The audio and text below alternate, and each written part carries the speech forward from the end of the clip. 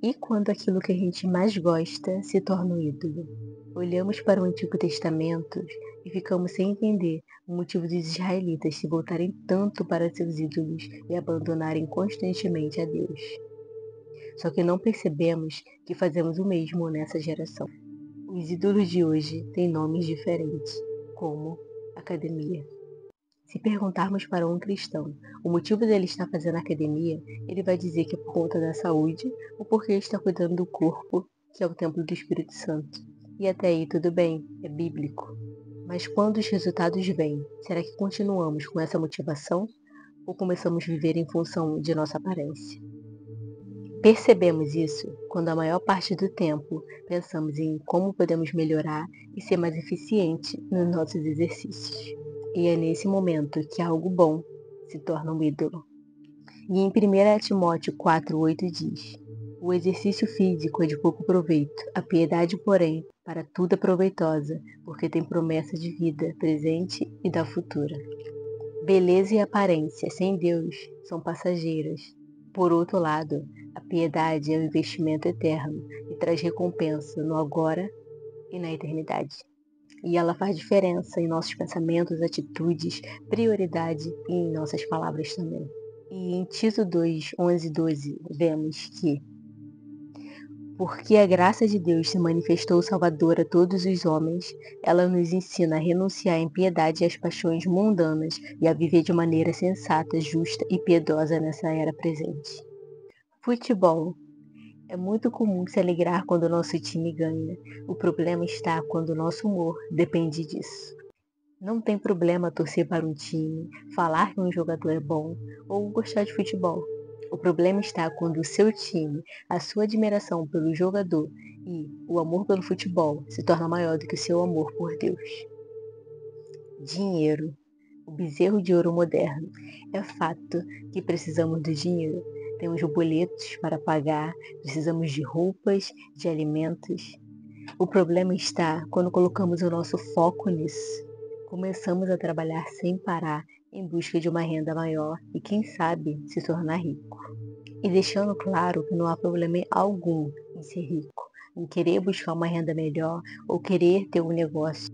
O problema está quando deixamos de confiar em Deus para confiar no dinheiro. Muitos buscam ter dinheiro de forma gananciosa, usando o pouco que ganham em jogos de azar, caindo na ilusão de que aquilo ali é uma outra fonte de renda e no fim acabam perdendo tudo e aumentam ainda mais as suas dívidas, destruindo a própria vida e até mesmo a da sua família. Em 1 Timóteo 6, 9 e 10 diz: os que querem ficar ricos caem em tentação, em armadilhas e em muitos desejos descontrolados e nocivos que levam os homens a mergulharem na ruína e na destruição. Pois o amor ao dinheiro é a raiz de todos os males. Algumas pessoas, por cobiçarem o dinheiro, desviaram-se da fé e se atormentaram com muitos sofrimentos. E em Mateus 6,24 diz: ninguém pode servir a dois senhores, pois odiará um e amará o outro, ou se dedicará a um e desprezará o outro. Vocês não podem servir a Deus e ao dinheiro. Redes sociais. Muitos têm usado suas redes sociais para mostrar aquilo que não são, em busca de curtidas, seguidores e aprovação dos outros, esquecendo de quem ela é em Cristo, vivendo apenas para ser visto e não para agradar a Deus. Em Colossenses 3,23 diz: tudo o que fizerem, façam de todo o coração, como para o Senhor e não para os homens. Relacionamento. Até o que sentimos por alguém pode se tornar idolatria.